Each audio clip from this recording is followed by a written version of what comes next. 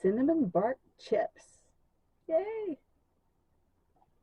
Basically crushed up but not ground down cinnamon. And why am I not scrolling? There we go.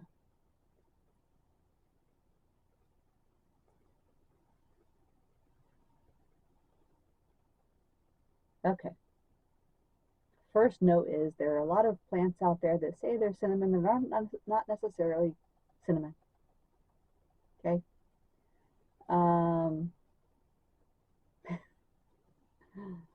I remember discussing that one in school. Okay, so the Latin name for actual cinnamon, that is the herb that has healing properties, is cinnamomum, SPP. Okay. Now, there's a cautionary line in here that says there's a Chinese version that says C. cassia. C. cassia is not cinnamon. Not for medicinal purposes anyway. Okay. I don't know if it's got the same flavor or not, but if you're using it for medicine, do not use C. cassia. It is not the same thing. And of course, we all know, feels woody, it's tan or brown, has a sharp aroma, flavor like cinnamon. Okay. So constituents are allybenzenines, monomeric and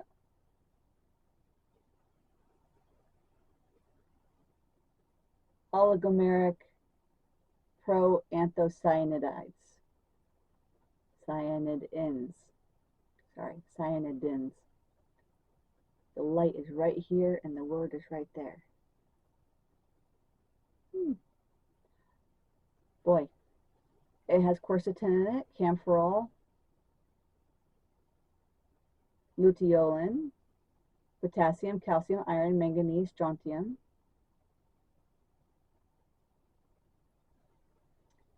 Wow, lots of good stuff. The bark oil has cinnamonaldehyde. The leaf oil has eugenol. Oh, there's also camphor in the root bark oil. That's interesting. Camphor helps open up the airways.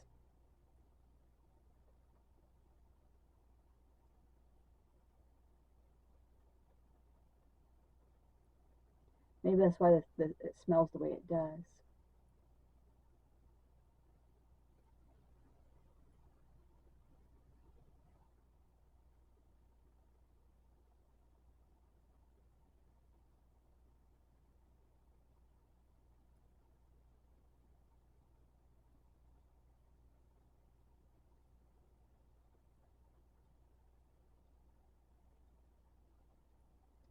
Okay. There are a lot of little notes in there that aren't actually related to the constituent itself.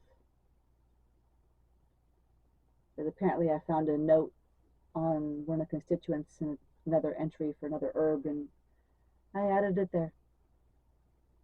Therapeutic actions: spermicidal, antibacterial,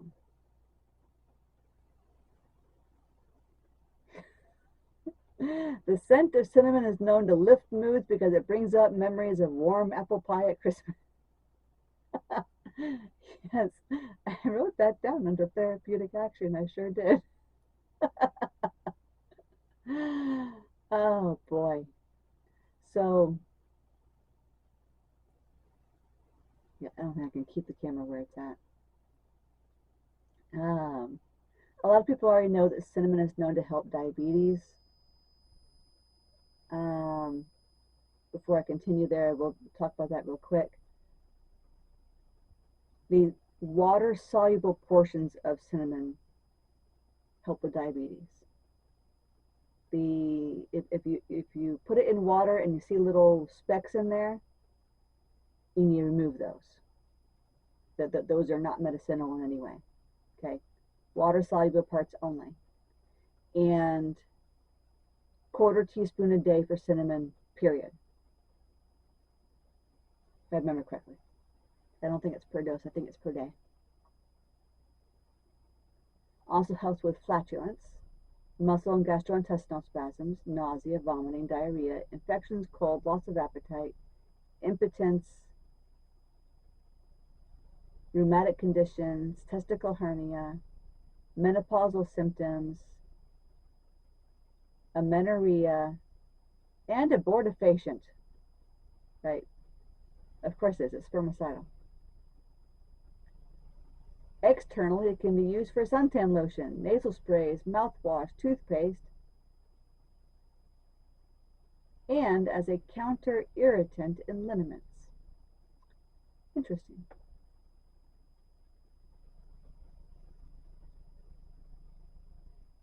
Yeah, this is one where you want to use 80% alcohol for your tincture.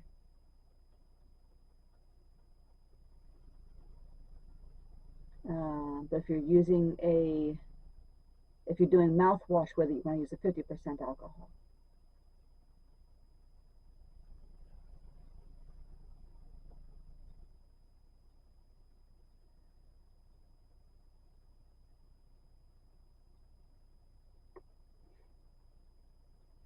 Wow.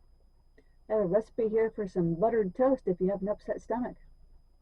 A little bit of cinnamon and cardamom on hot buttered raisin toast. Eat slowly.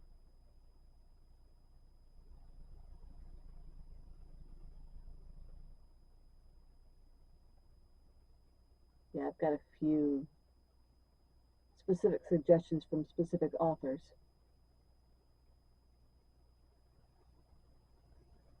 I don't generally put those out for the public, except in my books.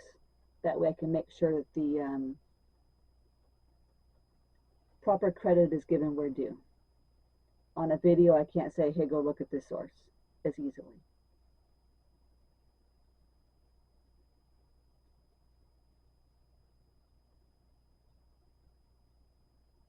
Okay. So for a tea, it says 1/2 gram to 1 gram of bark to 150 milliliters of water. Steep 5 to 10 minutes, 3 times per day.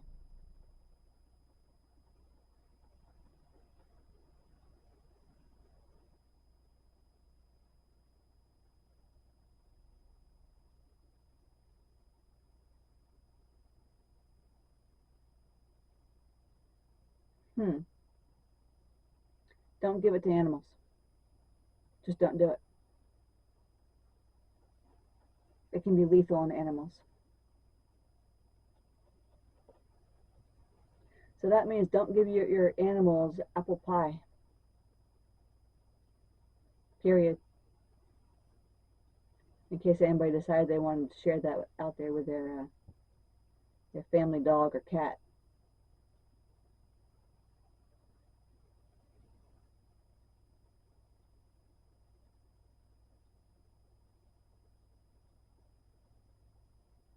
Okay, do not use medicinally while pregnant.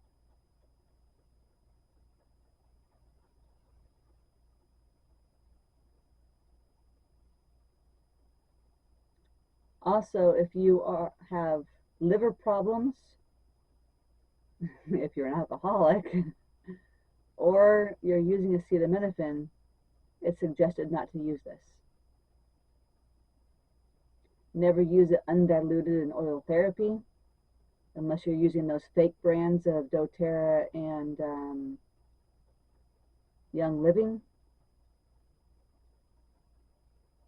Signs of toxicity include nausea, vomiting, burning in the mouth, chest, stomach, double vision, kidney damage, collapse, and coma. External signs are redness, burning, blistering, and dermatitis. Yes, we're talking about a potent herb here when you're using it for medicinal purposes. Culinary, you're generally using a small amount and it's okay. But if you're taking the bigger doses to use it as medicine, tread lightly. Follow the directions specifically. Okay.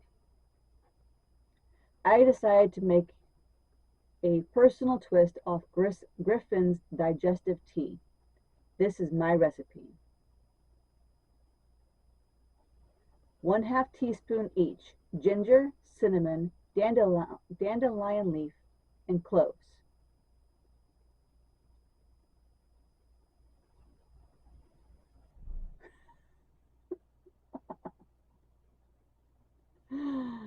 My children love step number 1 because it involved removing the chocolate from the cabinet to find the herbs. Step 1, find the herbs. Step 2, find the pot. I hid it from my daughter, which resulted in hiding it from myself. It's glass, so I really don't want her touching it. Make sure the pot is clean. Step 4, put 2 cups of water in, slightly more for boiling off.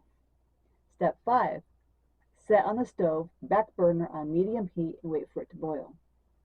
Step 6, find a measuring spoon and hope my daughter doesn't steal the 1/2 teaspoon. Step 7, while spooning the herb into a small bowl, my daughter had to smell them.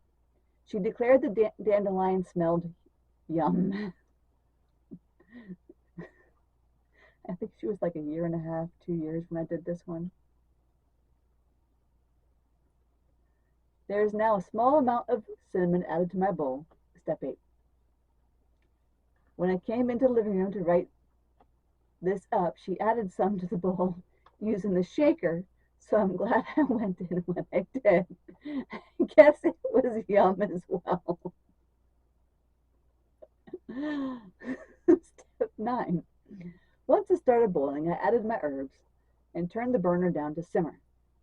Step 10.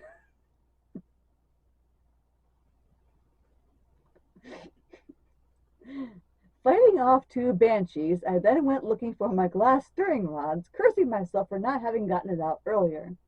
While elbowing the banshees out of the way, I found my box of breakables, pulled out a rod, and hastily replaced it in the cabinet and slammed it closed, praying the onslaught would not result in any broken rods.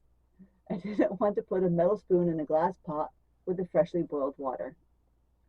And you don't want to put a metal spoon in there anyway, because heated metal can cause the bits of metal to transfer into your water, and you don't want metals in your water. Okay, step 11. I managed to protect the rod and stir the pot. Step 12. I then set the timer for 8 minutes because I'm sure the attack took about 2 minutes to win.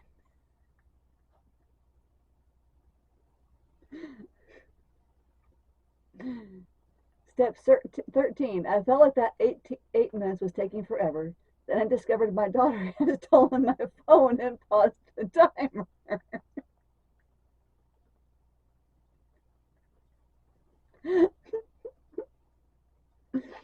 Step 14. As I headed to the kitchen to strain my way too long steep tea, my daughter approached me with poop in her hand. I had to take a detour to the bathroom and then to change a diaper. Step 15. After washing my hands, I strained my tea. The glass I poured it into only holds 1.5 cups, so I poured some into my Tinkerbell teacup and set it way back in the corner, out of reach of children, saying clearly, hot. I then poured the rest into a glass, clearly stating hot. Put it back against the wall, then came to type this up, because the computer wasn't in the, I didn't have a laptop, I had a computer. My daughter brought, step 16, my daughter brought my Tinkerbell cup to me, telling me it was hot.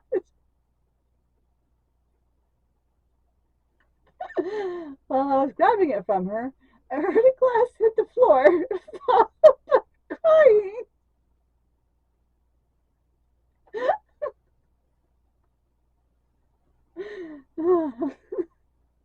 Yep, well, my daughter can climb and understand hot. My son doesn't care and needs to experience. So much for taking a picture once I got it strained to share with the class. I responded as a normal mom, swooping up my son from the floor, running cold water over the hand that should not have touched the glass but did anyway.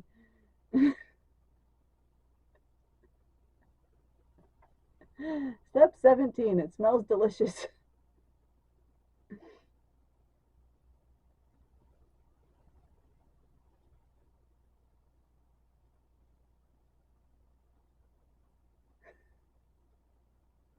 I don't think I actually took the picture because there's no picture added in here.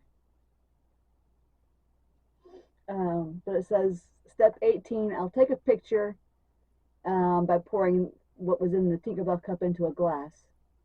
But it's a bit diluted because I didn't get the herb strain because they ended up on the floor.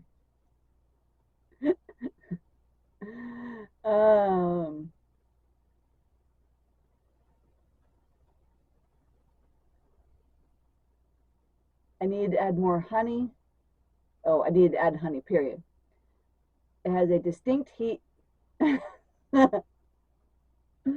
reminiscent of the Fireball candies. A teaspoon of honey did not fix the heat, but it did taste better. I wrote down, I am not going to finish this. But I wonder if that's why there was cardamom in the original recipe. I have no experience with that herb. That was an interesting walk down memory lane. Yeah. Herb school was very stressful. Very stressful. And nobody could understand why I was always stressed out. Really? Okay. Well, that was cinnamon, and thank you for watching.